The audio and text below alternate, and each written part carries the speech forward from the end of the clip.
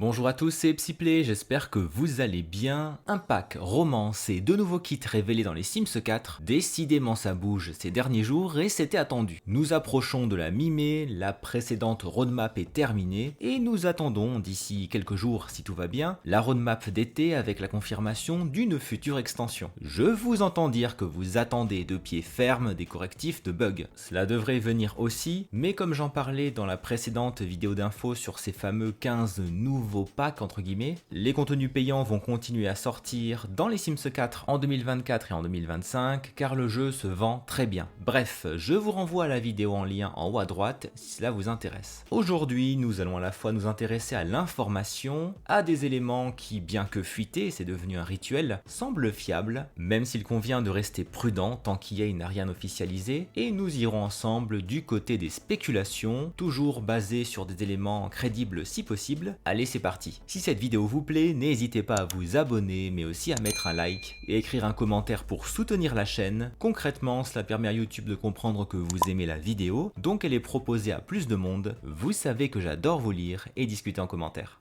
Sans guère de surprise, il semble bien que les 2 nouveaux kits aient fuité avant même la révélation de la roadmap d'été. Et comme toujours ou presque, la fuite provient de Twitter X où Hen4Hen a partagé un tweet d'Anadius ce vendredi 10 mai en fin de journée à l'heure française, tweet qui montre ni plus ni moins les différents objets des 2 futurs kits des Sims 4. Si cette fuite est fiable, bien entendu. D'ailleurs, je précise au passage qu'Anadius est connu pour faire fuiter régulièrement des infos concernant les Sims, c'est lui qui avait diffusé les descriptions de l'extension allouée avant l'heure. Je ne sais pas bien comment il peut en savoir autant, mais force est de constater que ce qu'il publie s'avère être vrai. Donc tout cela me semble bel et bien fiable à première vue. Allez, jetons un œil à ces 2 kits de construction, et oui, cela ne devrait pas être créer un sim plus construction cette fois. Commençons par celui-ci qui ressemble fort à un kit autour de la piscine. Il propose un total de 26 objets avec une nouvelle arche, un brasero, des rideaux. Voici les différentes couleurs qui iront des traditionnels marrons, blancs et noirs à des teintes plus colorées. On manque de beaux rideaux dans les Sims 4. Un plateau qui sera probablement un objet décoratif, une jolie fontaine, un élément mural que je ne parviens pas bien à identifier. Dites-nous en commentaire si vous pensez savoir ce que c'est. Une torche, une nouvelle échelle de piscine, une chaise d'extérieur dont je vous laisse apprécier les couleurs tantôt sobres, tantôt plus vives. Elle est assortie à la chaise longue et à la table de salon de jardin avec un parasol intégré s'il vous plaît, une petite table d'extérieur, une jolie plante. Par principe, on ne dit jamais non à des plantes dans les Sims. Une belle tonnelle en métal visiblement, il faudra la voir en screen ou bien en jeu pour pouvoir confirmer sa qualité. Une desserte ou un petit meuble de rangement avec des serviettes de bain si je vois bien. Une chaise longue à poser à même le sol, on aurait pu penser à une bouée. 2 bordures de piscine dont je vous laisse admirer les nuances, j'aime bien les plus colorées. 4 grosses pierres, on en a déjà en jeu, c'est vrai, mais on tourne souvent autour des mêmes. Des pierres qui servent de pavés à poser au sol, cela permettra de ne plus aller en chercher dans le débogage pour créer des allées. Les motifs de murs qui me paraissent être de la brique, du carrelage ensuite avec de la couleur, on retrouve les mêmes teintes dans le kit, vert, jaune, blanc, noir, etc. Et pour finir, un carrelage à motifs particulièrement esthétique. Et du côté du second kit, aux allures de café parisien, nous avons 27 objets, un auvent pour réaliser une jolie devanture de magasin ou de café, un nouveau bar de 3 carreaux si j'évalue correctement sa longueur, une belle porte à double battant typiquement parisienne, dont je vous laisse admirer les couleurs, diverses teintes de bois naturel ou bien peint, une arche j'imagine, une lampe pendante en forme de boule de verre, un miroir mignon qui rappelle la décoration chic à la française de la fin du 19e, début du 20e siècle. Les coloris sont les mêmes que ceux de la porte et d'autres items à venir. Une séparation qu'on voit dans les cafés ou les restaurants, un paravent en fait, un grand buffet, une chaise de bar, et je vais éviter de répéter très parisienne, une banquette avec des couleurs vives ou plus pâles, une petite table ronde dont les motifs à carreaux font penser à devinez quelle ville, une nouvelle fenêtre je crois, des rideaux bien vieillots que j'adore déjà, je ne dis pas que j'ai les mêmes chez moi, pas, je dis juste que je les trouve beaux.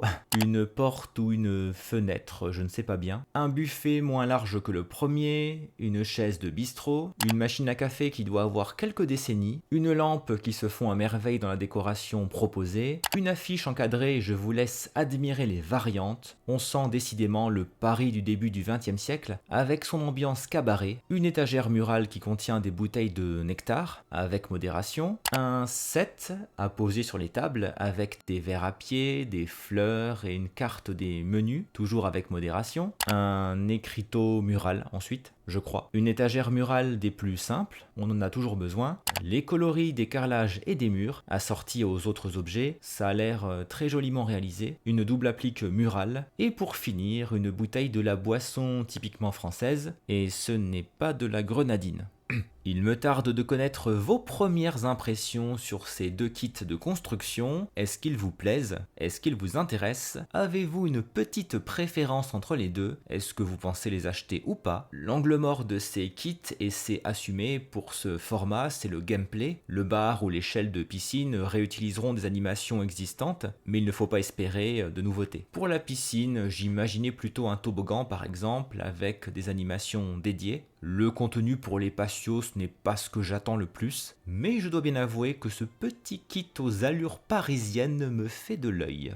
Venons-en maintenant à la spéculation, parce que vous aimez ça, parce que j'adore ça aussi, et parce que certains semblent bien semer de petits indices intrigants sur les réseaux. J'avais prévu d'en faire une vidéo séparée, mais puisque l'actualité est venue bousculer les choses, j'ai changé mon fusil d'épaule. Un pack autour de la romance, de l'amour dans les Sims 4, est-ce possible? Il y a 2 ans, après la sortie du pack de jeu mariage, je vous disais que non, parce que c'est à ce moment-là que j'espérais une mise à jour des relations amoureuses. Après tout, mariage et amour, cela semble assez cohérent, ce n'est pas venu. D'ailleurs, nous avons été nombreux à discuter en commentaire de nos espoirs déçus à ce propos à l'époque, et patatras, fin 2022, on nous confirme que les Sims 4 en ont encore pour de nombreuses années, et qu'ils vont même coexister avec le futur jeu Projet René. À partir de cela, tout devenait possible, surtout grâce aux très bonnes ventes des contenus additionnels. En avril 2020, un sondage diffusé auprès des joueurs proposait le concept d'amour moderne et de romance. De l'amour au premier regard aux rencontres en ligne, découvrez une grande variété de relations pour vos Sims. Explorez leurs désirs, leurs goûts et leurs préférences, embarquez-les pour un voyage à la découverte de ce qu'ils aiment.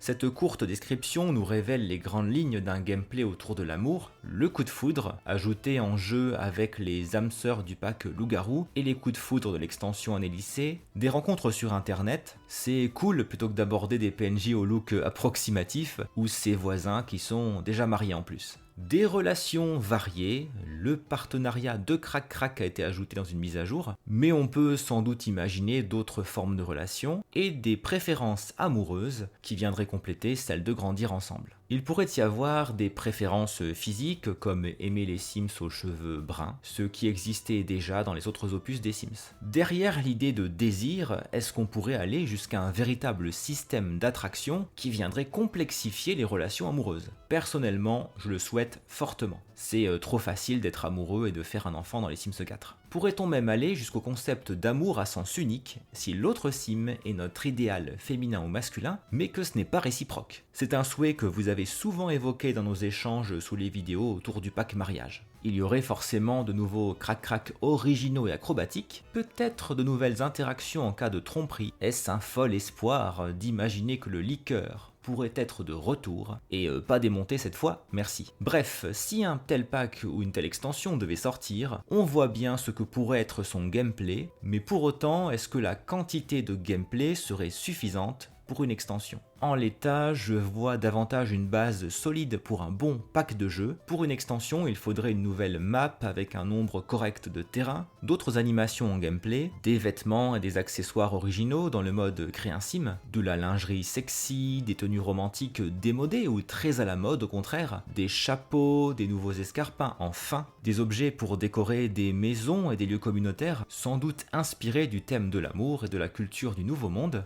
Si le kit café français est confirmé, je peux oublier le monde inspiré de Paris que j'aurais adoré pour un contenu sur l'amour. Alors, vous me demanderez peut-être ce que vient faire ce pack romance dans cette vidéo qui aborde les deux kits qui ont fuité et la prochaine roadmap. D'abord, le sondage de 2020 que je vous ai montré me semble particulièrement intéressant et ensuite, certains joueurs semblent bien savoir des choses et veulent montrer qu'ils savent, à l'image de Simatically sur Twitter qui a posté ceci le 7 janvier, il y a de l'amour dans l'air. Amour en lettres capitales, alors soit cela fait allusion à sa vie sentimentale, et c'est heureux pour lui, soit il s'amuse à nous teaser de futurs contenus puisqu'il semble profiter d'informations qui fuitent quelque part. Il avait déjà révélé le futur monde de V-Orange avant sa sortie, ou bien le retour des kits d'objets. Et comme si cela ne suffisait pas, c'est Hen4Hen qui a tweeté ceci le 9 mai, à la manière de ce que faisaient les SimGuru avec les fameux Redacted. J'ai hâte que l'extension romance ajoute quelque chose, un nouveau quelque chose, et de voir à quoi ressemble le fameux quelque chose.